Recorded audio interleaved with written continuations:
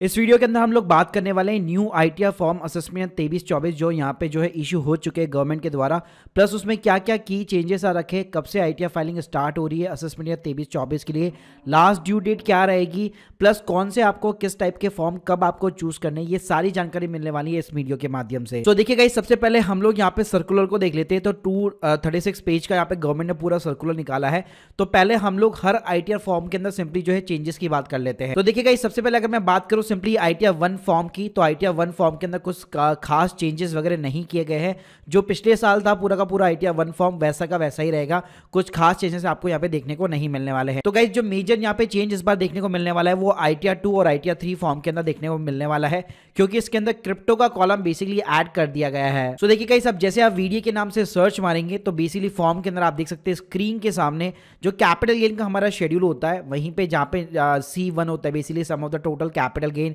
जिसके अंदर आपका short term, long term, property से हो गया, इक्विटी मार्केट से हो गया, इक्विटी म्यूचुअल फंड से हो गया, इन सबसे जो भी कैपिटल गेन होता है उसके जस्ट नीचे एक कॉलम यहाँ पे ऐड कर दिया गया है, income from the transfer of the virtual digital asset. और इसके लिए कॉलम जो शेड्यूल है वो वीडियो यहाँ पे बनाया गया है। अब गाइस, इस शेड्यूल की स्पेशली अगर मैं बात करूँ वर्चुअल डिजिटल असेट यानी कि जिसके अंदर आपके क्रिप्टो इंक्लूडेड होते हैं, तो देखिए इसके अंदर क्या क्या डिटेल्स आपको डालनी पड़ेगी। तो इसमें आप देख सकते हैं आपको डेट ऑफ एक्विजिशन कब आपने एक्वायर किया था, ट्रेड ऑफ ट्रांसफर कब आपने सेल आउट किया यानी कि ट्रांसफर की डेट हो गई,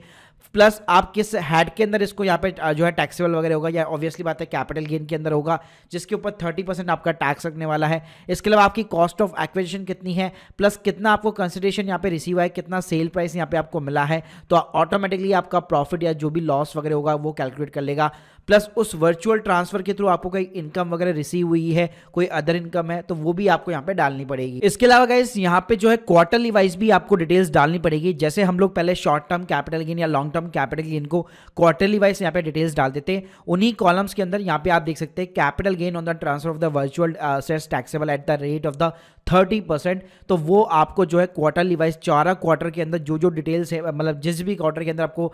बेसिकली प्रॉफिट हुआ है, जिस भी क्वार्टर के अंदर आपको लॉस हुआ है, जो भी हुआ है, मतलब उस तरह से आपको प्रॉफिट वाइज बेसिकली यहाँ पे डिटेल्स डालनी पड़ेगी। प्लस गाइस, अगर मैं टैक्स रेट की बात करूं तो आप देख सकते हैं शेड्यूल एसआई के अंदर साफ साफ यहाँ पे आप देखेंगे वर्चुअल डिजिटल असेट्स के ऊपर। तो गाइस, आप देख सकते हैं 115 BBH यहाँ पे इंट्रोड्यूस कर दिया गया है, जिसके सामने सीधा सीधा 30% का यहाँ पे स्पेशल टैक्स रेट यहाँ पे बेसिकली लिखा हुआ है। यानी कि जैसे हमारा लॉन्ग टर्म या शॉर्ट टर्म कैपिटल गेन के ऊपर टैक्स लगता था, वैसे ही आप जो भी आप वीडियो सेक्शन के अंदर डालेंगे उसके ऊपर फ्लैट सीधा आपका 30% टैक्स लगने वाला है। इसके अलावा गाइस, जो अगला चेंजेस है वो आईटीआर 3 फॉर्म के अंदर है। यहाँ पे एक इंट्रा डे ट्रेडिंग का एक अलग से कॉलम यहाँ पे इंट्रोड्यूस किया गया है। तो गाइस, आप स्क्रीन के सामने देख सकते हैं आईटीआर 3 फॉर्म के अंदर जब आपका ट्रेडिंग वाला जो पार्ट ए होता था उसी के अंदर अगर आप नीचे जाके देखेंगे तो यहाँ पे अच्छी बात इस बार ये है कि इन्होंने turnover from the intra day trading plus उससे आपको कितना इनकम हुआ है वो इन्होंने यहाँ पे दोनों ही सेपरेट यहाँ पे कॉलम आपको दे दिए हैं, जिसके अंदर आप अपना टर्नओवर भी डाल सकते हैं और इनकम भी डाल सकते हैं। जो स्पेक्टिव इनकम वाला कॉलम था वो अभी भी यहाँ पे एग्जिस्ट करता है, डेफिनेटली उसमें भी आप डाल सकते हैं, लेकिन इन्होंने सेपरेटली बेसिकली इसको यहाँ पे मेंशन कर दिया है। तो इस साल से बेसिकली आप इस कॉलम के अंदर अपना इंट्राडे का प्रॉफिट यहाँ पे इंसर्ट कर पाएंगे। इसके अलावा इस अगला जो चेंजेस है कि आईटीआर 3 और आईटीआर 4 के अंदर जो भी ओल्ड या न्यू टैक्स रेजिम के अंदर स्विच करना चाहता है उनसे यहाँ पे कुछ एडिशनल क्वेश्चंस पूछे जाएंगे। जैसे गाइस, आप स्क्रीन के सामने देख सकते हैं, जैसे आप लोगों को पता होगा फॉर्म 10I आपको फाइल करना पड़ता है अगर आपको स्विच करना है न्यू से ओल्ड के अंदर बेसिकली, या फिर ओल्ड से न्यू के अंदर जाना है आपको। तो बेसिकली क्या होता है, अगर आप आईटीआर 3 फाइल कर रहे हैं, आईटीआर 4 फाइल कर रहे हैं, तो आपको ये फॉर्म फाइल करना पड़ता है। और यहाँ पे इस बार एडिशनल आपसे क्वेश्चन पूछे जाएंगे, क्या पिछले साल आपने अडॉप्ट किया था या आप ऑप्ट किया था या फिर ऑप्ट आउट किया था, तो उसका आपको 10I का acknowledgement number, date of filing, ये सारी चीजें आपको मेंशन करनी पड़ेगी। इसके अलावा जो अगला चेंजेस है आईटीआर 3 फॉर्म के अंदर जो बैलेंस शीट का रिपोर्टिंग का पार्ट होता है, अब उसमें आप देखेंगे तो बैलेंस शीट के अंदर जो बेसिकली एडवांसेस होते हैं तो वहां पे एक आपको नया कॉलम मिल जाएगा from the person specify section 40A, यानी कि बेसिकली हमारे जो फैमिली मेंबर्स हैं हमें जो एडवांस वगैरह मिलता है कंपनी के अंदर, तो वो भी जो भी एडवांसेस होंगे तो उसका एक सेपरेट यहाँ पे कॉलम बेसिकली ऐड कर दिया गया है। इसके अलावा इस और कोई भी यहाँ पे मेजर चेंजेस वगैरह अभी तक नहीं लाए गए हैं। और अगर मैं आईटीआर फाइलिंग के स्टार्ट की डेट की बात करूं तो सबसे पहली बात तो ये कि ये फॉर्म बेसिकली जो है अप्रैल के अंदर लॉन्च होते हैं नॉर्मली, लेकिन इस बार गवर्नमेंट यहाँ पे फैब के अंदर ही कर दिया है। तो हो सकता है यहाँ पे 1 अप्रैल से ही आपकी जो ऑनलाइन यूटिलिटी होती है वो यहाँ पे एक्टिवेटेड हो जाएगी, यानी 1 अप्रैल 2023 से आप अपनी आईटीआर फाइलिंग जो है स्टार्ट कर पाएंगे। और जो अगर मैं लास्ट डेट की बात करूं, अगर आपकी ऑडिट नहीं होनी है तो नॉर्मली ये आपकी 31 जुलाई 2023 बेसिकली होने वाली है, और अगर आपकी ऑडिट होने वाली है तो उस केस में आपकी 31 अक्टूबर 2023 ये ड्यू डेट आपकी होने वाली है। इसके अलावा बी रिलेटेड की जो फाइलिंग है वो भी इस बार 31 दिसंबर 2023 रहेगी, उसको भी यहाँ पे आप एक्सटेंशन का मत सोचिएगा। अब गाइस बात करते हैं कि यहाँ पे आपको कौन कौन से किस किस टाइप के यहाँ पे जो है आपको फॉर्म्स वगैरह फाइल करने पड़ते हैं। तो देखिए उसके अंदर कोई भी रूल्स वगैरह चेंजेस में नहीं है। अगर मैं ITR 1 की बात करूँ तो जिनकी भी सैलरी से इनकम है, पेंशन से इनकम है, जिनके पास में एक हाउस प्रॉपर्टी है या कोई भी अदर सोर्सेज जैसे कि अपना इंटरेस्ट हो गया सेविंग अकाउंट से, FD पे इंटरेस्ट हो गया, डिविडेंड वगैरह हो गया, फैमिली की पेंशन हो गई, और आपकी अगर एग्रीगेचर इनकम जो है अप टू 5,000 रुपीज़ है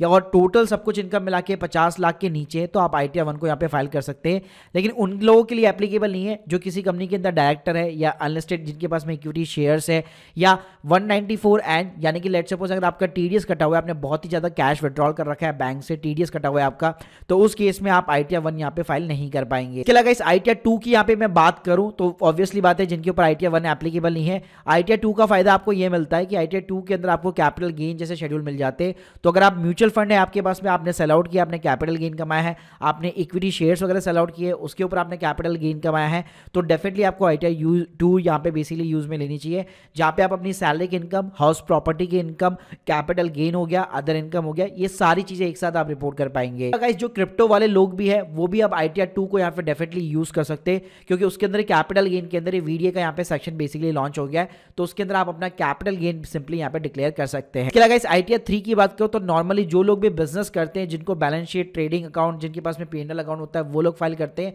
इसके अलावा जो इंट्राडे वगैरह के अंदर डील करते हैं या जो F&O के अंदर डील करते हैं, जिनकी सैलरी की भी इनकम होती है, हाउस प्रॉपर्टी उनकी अदर इनकम भी है, तो वो सारे शेड्यूल आपके ITR 3 के अंदर एप्लीकेबल हो जाते हैं। ITR 4 की बात करूं तो गाइस सिंपली जो भी प्रेजेंटेटिव बेसिस पे यानी कि 44 AD हो गया, 44 ADA हो गया, उसके अंदर अपनी इनकम को डिक्लेयर करना चाहते हैं, उनकी सैलरी वगैरह भी है, तो उस केस में वो ITR 4 को यहाँ पे सिंपली फाइल कर पाएंगे। तो गाइस ये थी यहाँ पे फॉर्म्स की एप्लीकेबिलिटी, और गाइस हमारे चैनल को यहाँ पे जरूर सब्सक्राइब कीजिएगा, क्योंकि यहाँ पे असेसमेंट ईयर 23 और 24 की जैसे ही लाइव ITR फाइलिंग होगी मैं आपको प्रैक्टिकल तरीके से दिखाऊंगा, प्लस जो भी चेंजेस होंगे आपको सीधे इस चैनल के ऊपर आपको लाइव अपडेट्स मिलने वाले हैं। साथ में अगर आप एक एक्सपर्ट्स के साथ में अपनी टैक्स प्लानिंग कराना चाहते हैं, टैक्स फाइलिंग कराना चाहते हैं बहुत ही कम कॉस्ट के अंदर, तो उसके लिंक में मैं आपको डिस्क्रिप्शन बॉक्स में प्रोवाइड कर दूंगा। Thank you guys, thank you very much.